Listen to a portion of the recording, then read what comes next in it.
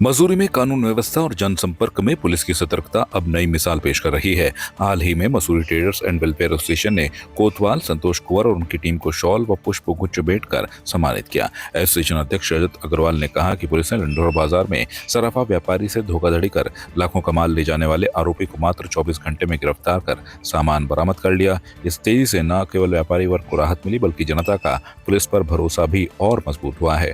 रजत अग्रवाल ने सीमित संसाधनों और बल की कमी के बावजूद पुलिस की सक्रियता की सराहना की और कहा कि वह मुख्यमंत्री और मंत्री से मिलकर मसूरी में अतिरिक्त पुलिस बल की मांग करेंगे। ये जितने भी कार्य आज तक हुए हैं सभी मसूरी वासियों और पब्लिक और पत्रकारों के मदद से हुए हैं और आज मैं पुनः एक बार आपसे आपके चैनल के माध्यम से मसूरी वासियों का तहे दिल से धन्यवाद देना चाहूँगा कि उनके द्वारा जो है मसूरी पुलिस को जो है ये सम्मान दिया गया और आगे भी इसी प्रकार का सहयोग उनके द्वारा हमें जो है प्रदान किया जाता रहेगा, जिससे कि हमें और हौसला अफजाई के साथ हम लोग और अच्छा बेहतर से बेहतर कार्य करने का प्रयास करेंगे। हाँ, प्रायः देखने में आता है कि रोजगार की वजह से या अन्य किन्हीं वजहों से कई फैमिलीज़ के जो है बच्चे बड़े शहरों में या अन्य विदेशों में भी चले जाते हैं और उनके माता पिता जो है यहाँ अकेले रह जाते हैं। तो हमारी सरकार की, हमारे उच्च अधिकारियों का ये निर्देश रहता है कि हम लोग जो हैं, जो भी हमारे क्षेत्र में जो सीनियर सिटीजन रह रहे हैं, उनका हमारे थाने में एक रजिस्टर भी मेंटेन होता है और समय समय पर हमने सारे अपने चौकी इंचार्ज को और हम स्वयं भी इसको मॉनिटर करते हैं और बीच बीच में हर महीने कम से कम 2 बार उनको कॉल करके या उनके घर में जाके उनकी कुशल क्षेम पूछते हैं कि उनकी अगर कोई भी छोटी मोटी आवश्यकताएं जो हमारे द्वारा हल की जा सकती हैं तो हम निश्चित रूप से उनकी मदद के लिए हमेशा तत्पर रहते हैं। ये एक लंबे समय से एक प्रक्रिया थी जो हम लोगों द्वारा निर्धारित थी। हम देख रहे थे पिछले कई महीनों से मसूरी पुलिस मसूरी की जनता को सेवा देने के साथ साथ बहुत ही सक्रिय होकर अपना कार्य कर रही थी। हाल ही में अभी थाना दिवस बनाया गया, वरिष्ठ नागरिकों के घरों का मूल्यांकन करते हुए उनको जाके मिला गया, समस्या को जाना गया। इसके अलावा मसूरी पुलिस द्वारा महिलाओं की सुरक्षा के बारे में कई कदम उठाए गए। जो नाबालिग बच्चे घर से चले जाते हैं उनको ढूंढने का कार्य किया गया। कई मोटरसाइकिल, दोपहिया वाहन चोरी हुए, उनको बहुत ही कम समय में ढूंढ लिया गया। मसूरी की जनता के जो भ्रमक मसूरी जनता पे केस लगे हुए थे जिनका कोई औचित्य नहीं था, उससे मसूरी के नागरिकों को बहुत ज़्यादा भ्रांति थी, परेशानी थी, उत्पीड़न था, उन केसों का समाधान करा गया। और अभी हाल ही में एक बहुत बड़ी धोखाधड़ी का केस जो मसूरी और देहरादून में यहाँ की ज्वेलरी शॉप्स में हुआ, वो देहरादून पुलिस जो सॉल्व नहीं कर पाई वो मसूरी पुलिस ने करके 24 घंटे के अंदर दिखाया। इस सभी मामलों को, सभी बातों को देखते हुए आज हमने मसूरी पुलिस के समस्त अधिकारियों का धन्यवाद भी किया, सम्मान भी किया, इस उम्मीद के साथ कि मसूरी पुलिस को ये सम्मान, ये धन्यवाद उनको प्रेरित करेगा कि आने वाले समय में वो और बेहतर कार्य कर सके, मसूरी पर्यटक स्थल को बेहतर बनाने में, अनुशासन बेहतर करने में और मसूरी के नागरिकों के साथ साथ मसूरी के व्यवसायियों को और मसूरी के पर्यटक भाई बहनों को सभी को अच्छी सुविधाएं मुहैया करा सकें।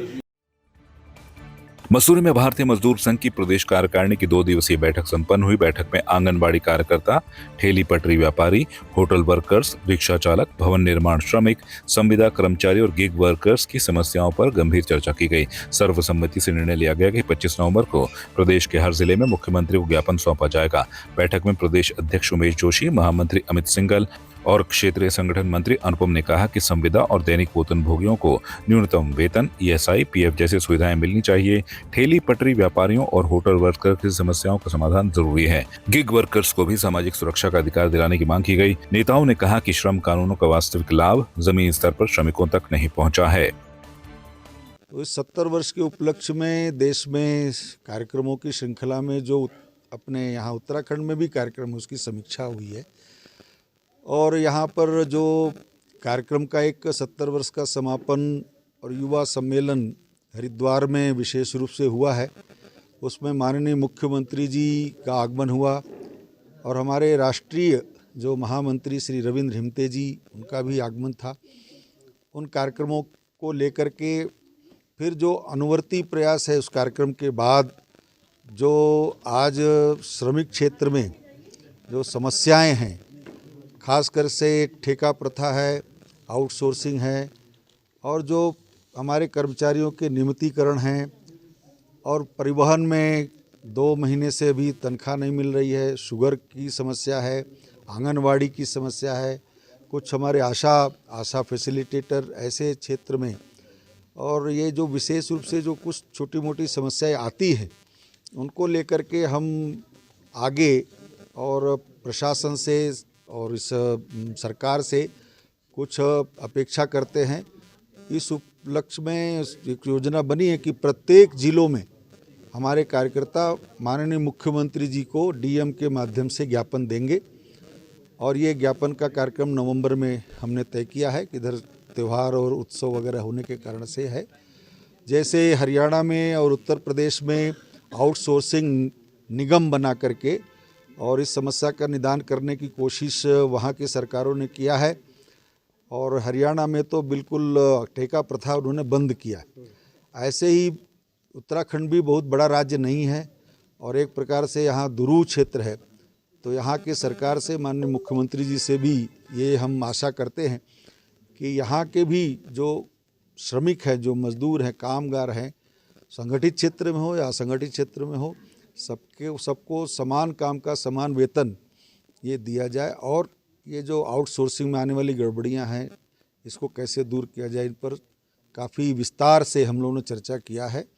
आगे आने वाले समय में हम लोग अपने यूनियन के माध्यम से, जिले इकाई के माध्यम से हम सब इस पर चर्चा वार्ता आगे करेंगे। क्या मानते हैं, क्या पौड़ी जिला पंचायत सभागार में आज नवगठित जिला पंचायत की पहली बैठक आयोजित हुई। बैठक में सभी नवनिर्वाचित सदस्य शामिल हुए और अपने अपने क्षेत्रों की प्रमुख समस्याओं को जिला पंचायत अध्यक्ष रचना बुटोला के समक्ष रखा। बैठक के दौरान हाल ही में आई आपदा से हुई जनहानि और क्षति का मुद्दा प्रमुखता से उठाया गया। सदस्यों ने आपदा राहत और पुनर्वास कार्य में तेजी लाने की मांग की। वहीं कुछ सदस्यों ने जिला पंचायत की समितियों के गठन को लेकर असंतोष भी जाहिर किया। इस पर जिला पंचायत अध्यक्ष रचना बुटोला ने कहा कि सभी सदस्यों ने जो समस्याएं बताई हैं उन्हें गंभीरता से लिया जाएगा। बैठक में विकास कार्यों की गति तेज करने पर भी जोर दिया गया। आज हमारे सदन की प्रथम बैठक थी जिसमें हमारे सभी सम्मानित सदस्यगण और हमारे जिला पंचायत के सभी अधिकारीगण और कर्मचारीगण उपस्थित रहे और इसमें हमने सभी लोगों ने आगे किस तरह से हमने अपने क्षेत्रों में विकास कार्य करने हैं उस बारे में चर्चा की और उसके बाद सबकी सर्वसम्मति से समितियों का गठन किया गया। ये सदन में रूठना मनाना चलता है और हमारा यही रहेगा आगे कि जो हमारे रूठे हुए सदस्य हैं उनको मनाया जाएगा और सही ढंग से हमने 5 साल में अपने इस सदन में काम करना है। उधम सिंह नगर के जिला पंचायत अध्यक्ष अजय मौर्य ने पदभार संभालने के बाद पहली बार अपने आवास पर जन समस्याएं सुनी। इस मौके पर उन्होंने मुख्यमंत्री पुष्कर सिंह धामी का आभार व्यक्त किया और कहा कि उनकी प्राथमिकता जनता की समस्याओं का समाधान और क्षेत्र का विकास है। उन्होंने खटीमा मझोला मार्ग के निर्माण को लेकर जानकारी दी कि इस सड़क की टेंडर प्रक्रिया पूरी हो चुकी है और 15 सितंबर से निर्माण कार्य शुरू कर दिया जाएगा। मौर्य ने स्पष्ट किया कि स्थानीय स्तर पर जनहित के मुद्दों को प्राथमिकता के आधार पर निस्तारित किया जाएगा।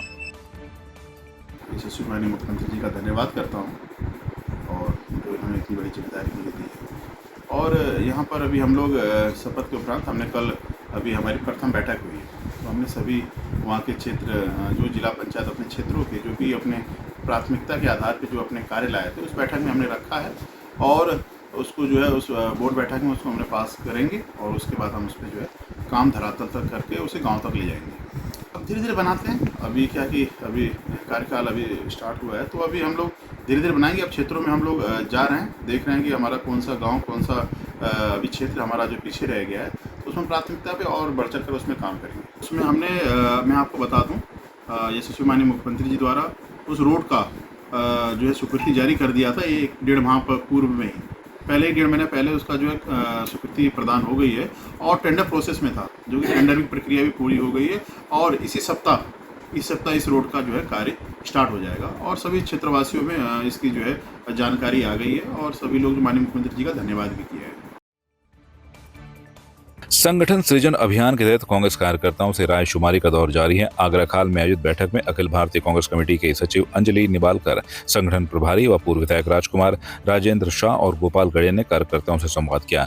डॉक्टर निबालकर ने कहा कि कांग्रेस की नीतियों से प्रभावित होकर नए लोग पार्टी से जुड़ रहे हैं। उनका लक्ष्य भाजपा सरकार की नीतियों की खामियों को जनता के सामने लाना है।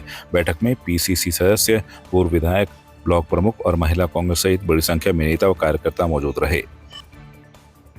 ऐसे देवभूमि में जहाँ पे कांग्रेस बहुत सालों से इस राज्य में नहीं है, वहाँ पे संगठनात्मक काम करने के लिए नीचे स्तर के लोगों को मिलने के लिए। और सबसे ज़्यादा महत्व इसमें ये है कि डीसीसी जो अध्यक्ष है उसका चुनाव करने के लिए लोगों से, देवप्रयाग के क्षेत्र के लोगों से मिलने का एक मौका मिला। आज उसी श्रेणी को लेके आज नरेंद्र नगर असेंबली कॉन्स्टिट्यूएंसी में आज हमारी सभा हुई है और यहाँ के जो माजी विधायक है ओम जी, फिर यहाँ के जो लीडर है कंडारी जी हमारे, और तीनों ऑब्जर्वर हमारे अभी के डीसीसी प्रेसिडेंट उत्तम जी, काफ़ी सीनियर्स लीडर्स सारे यहाँ के क्षेत्र के, और जो प्रत्याशी है उनसे 1-to-1 बातें करके बहुत कम से कम 10 से 15 प्रत्याशी पूरे ज़िले में आए हैं। और उन्होंने एक ही बात बोली है कि हम अपना इसलिए पत्र भर रहे कि हम कांग्रेस के लिए जी जान देने के लिए तैयार है, हम रास्ते पे आने के लिए तैयार है। जो ये बीजेपी की सरकार ने यहाँ पे जो उधम मचा रखा है, हम उसके अगेंस्ट पूरा 1 साल नहीं, पूरी अपनी ज़िंदगी कांग्रेस की जो देन है उसको बोलने में रास्ते पे आएंगे करके। तो इसी मायने में हम ये आज मीटिंग हुई है और 1-to-1 कैंडिडेट के साथ बातें भी हुए, और आगे जाके जैसा निदर्शन है डीसीसी अध्यक्ष चुना जाएगा और वो फिर पूरे 1 साल अपना संगठनात्मक जो है मंडल, ब्लॉक और बूथ लेवल तक काम आगे लेके जाएंगे। आपकी इस पर क्या राय है, हमें कमेंट कर जरूर बताएं। इसके साथ ही आप हमारे YouTube चैनल को सब्सक्राइब कीजिए। आप हमें Facebook, Instagram, Twitter पर फॉलो भी कर सकते हैं और संवाद 365 के साथ एक क्लिक में जुड़ने के लिए डाउनलोड कीजिए संवाद 365 ऐप।